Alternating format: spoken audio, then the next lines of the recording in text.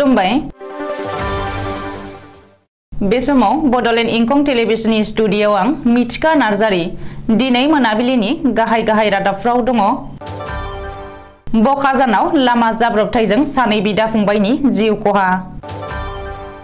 बिजनी 2 नं सावराङाव हाग्रानि मैदेरनि गाग्लोबनायाव सासे सुबुंनि जिउ खहा। मसलपुराव एसअपिडि मावथांखिनि जोहै गावसुंथा हानजाफोरनो दाव फिसानि जोलै रानदों।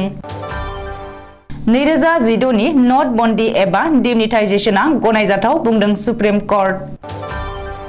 खैराबारि सेरजा हारिमु आफादा 26 जानुवारि सुबुं खान्थि सानाव बर'नि हारिमुखौ दिन्थिफुंनो सायख'जादों। दानिया फैदो आबुं रादाबाव।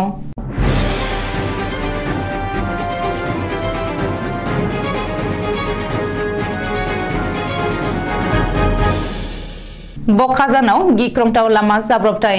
गोदान बोसोरनि गिबि सानावनो बखाजानाव गिख्रंथाव लामा जाब्रबथाय जादों। बे गिख्रंथाव लामा जाब्रबथायाव सानै बिदा फंबायनि जिउ गोमादों। मख'नो गोनांदि गलाघाट जिल्ला जामगुरिनि 2 नं लकिबारिनि मोनसे नखराव गोदान बोसोरा गोसोम साया साग्लोबदों। मिथिनो हानाय बायदिब्ला सानै बिदा फंबाया बखाजाननि मोनसे खामानि थिलिनिफ्राय न' फारसे थांबाय थानाय समावनो गिख्रंथाव लामा जाब्रबथाय जायो। बे जाब्रबथायाव सानै बिदा फंबाया जाथायसालियाव जिउ गोमायो। सानै बिदा फंबाया AA05N9051 नम्बरनि बाइकजों न' फारसे थांबाय थानाय समावनो उल्था बिथिंनिफ्राय फैनाय NL07C5890 नम्बरनि गंसे बोलेरो गारिजों मोगा-मोगि सौग्रावलायो। जाउनाव सानै बिदा फंबाया जाथायसालियावनो जिउ गोमायो। बखाजानाव लामा जाब्रबथायाव जिउ गोमानाय सानै बिदा फंबायखौ प्राणजित बरा आरो जित बरा होननानै सिनायथिनो हादों। चिरां जिल्लानि बिजनी 2 नं सावराङाव हाग्रानि मैदेरनि उदखार। सावराङाव हाग्रानि मैदेरनि गाग्लोबनायाव सासे सुबुंनि जिउ गोमादों। हाग्रानि मैदेरनि गाग्लोबनायाव जिउ गोमानाय सुबुंखौ 50 बोसोर बैसोनि बर्नु मुर्मु होननानै सिनायथिनो हादों। मानास हाग्रामानिफ्राय ओंखारबोनाय हाग्रानि मैदेरनि गाग्लोबनायाव बर्नु मुर्मुआ जिउ गोमादों। मिथिनो हानाय बायदिब्ला थांनाय रबिबारखालि हराव चिरां जिल्लानि फानबारि खोन्दो हाग्रा मावख'नि बेन्दोंआव थानाय मानास नेशनेल पार्कनि साखाथिनि दहा सावरांनिफ्राय गावनि न'आव फैबाय थानाय समावनो हाग्रानि मैदेरा लोगो मोननानै गाग्लोबो। बे जाथायाव बर्नु मुर्मुआ जाथायसालियावनो जिउ गोमायो। मख'नो गोनांदि बिजनीआव सोलिगासिनो दङ हाग्रानि मैदेर आरो मानसिनि दावहाया। मानास नेशनेल पार्कनिफ्राय आदार नागिरनानै ओंखारबोनाय हाग्रानि मैदेर फालोआ मानास हाग्रा सेरनि माखासे ओनसोलफोराव उदखार खालामगासिनो दङ।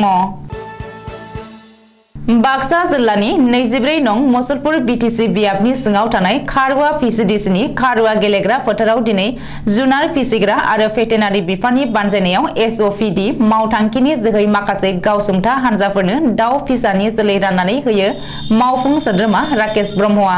बे दाव फिसानि जोलै राननाय हाबाफारियाव 24 नं मसलपुर बियाबनि सिङाव मोन 300 ता गावसुंथा आइजोनि हानजाफोरनो मोनसे हानजायाव मा 30 थायै दाव फिसाफोरखौ राननानै होनाय जायो। बे दाव फिसा राननाय हाबाफारियाव बाहागो लानानै मावफुं सोद्रोमा राकेश ब्रह्मआ बिटिआर ओनसोलाव दावदैनि आंखालखौ सुफुंनायनि थांखिजोंनो बिटिसि सोरखारखौ सालायनाय प्रमद बर'आ बोसोराव खमैबो 300 दावदै होनो हाग्रा दावनि जोलैफोरखौ राननानै होदों। बेजों गावसुंथा हानजानि आइजोफोरा रां खामायनायनि लामाखौ मोनगोन आरो रांखान्थि बिथिङाव गावबा गावखौनो गोख्रों खालामनो हागोन होननानैबो फोरमायो। मख'जाथावदि बे दाव फिसा जोलै राननाय हाबाफारिखौ बावैसो क'क्राझार चिरां जिल्ला आरो तामुलपुरावबो राननाय जागोन होननानैबो बुंथिबावो। बे राननाय हाबाफारियाव बिटिसिनि CHDJP दास, बाक्सा जिल्ला भेटेनारि मावख'नि मावख'आरि भृगु भास्कर नाथ आरो मसलपुरनि TCLCCनि मासिगिरि मनेश्वर बसुमतारी बिथांमोनहा।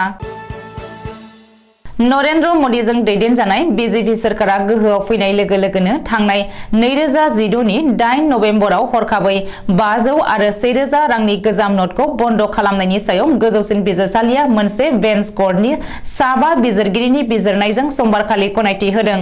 सानबा सावरायखांनायनि उनाव थांनाय 7 दिसेम्बर 2022 आव रैखाथियै दोनथ'नाय बिजिरनायनि राय दानखौ दिनै समबारखालि गोजौसिन बिजिरसालिया बिजिरनायखौ फोसावबाय। जास्टिस आब्दुल नजीर, Justice B.R. Gogoi, Justice A.S. Papanna, Justice B. Ramasubramaniam आरो V.P. Nagaratmamoni सानबा सावरायनायनि उनाव बे बिजिरथायखौ बिजिरसालिया होदों। मख'नो गोनांदि Justice B.V.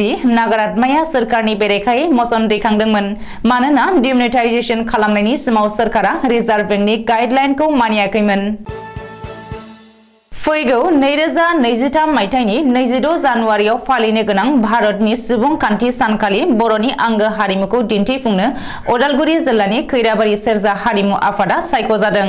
बर'नि आंगो मोसामुखौ साबसिनै दिन्थिफुंनो हानायनि थाखाय मैया 1 आरो दिनै 2 जानुवारि खालि खैराबारि दख'रा एबसुनि गाहाय मावखुलियाव सेरजा हान्जानि मोसाखावरिफोरखौ दुंब्रुदै बरायनाय जायो आरो साफ्रोमनोबो गाहाम हामलायनायखौ जासियो। मख'जायोदि गासै 60 मोसाखावरिफोरा मोसानाया साबसिन जानायनि नोजोरजों गोबारै सर' खालामनायखौबो नुनो मोननाय जादों। बिथां मोसाखावरि आरो दैदेनगिरि अनजय कसारिखौ भेरगाव जिल्ला दुलाराय बर' हारिमु आफादनि गाहाय नेहाथारि जावरिखां कसारि आरो खैराबारि एबसुनि आफादगिरि हेमकुमार बसुमतारी बिथांमोना हानजानिसिम गोजोन हामलायनाय बावहरदों। मख'जायोदि बे हानजाया गोदान दिल्ली फारसे गाबोन रावना होगोन आरो बेयावनो सा सानजा भारतनि गुबुन गुबुन हारिमु हानजाजों जयै रिहार्सेल खालामहैगोन होननानै फोरमायदों दैदेनगिरि करियोग्राफार अनजय कसारिया। मख'नांगोनदि बावैसो सिगां गोदान दिल्लीयाव भारतनि दाब दाब रायजोनिफ्राय गोबां हारिमु हानजाफ्रा ग्रेन्ड फिनाले सायख'नाय हाबाफारियाव मोसानाय दिन्थिफुंदोंमोन। बेयावनो सायख'जानानै 22 जानुवारि खालाराव खुंनो गोनां सुबुंखान्थि सानाव मोसानो खाबु मोनो। मख'नो गोनांदि दिल्लीयाव भारत सोरखारा खुंनो गोनां देग्लायनि सुबुंखान्थि सान फालिनायाव खैराबारि सेरजा हारिमु आफादा बर' हारिनि हारिमु दिन्थिफुंनो थाखाय सायख'जानाया दुलाराय बर' हारिजों लोगोसे अदालगुरि जिल्लानि गोग्गानाय लाबोदों। दिनै मोनाबिलिनि रादाबा एसेनोसै। गोजोन्थों।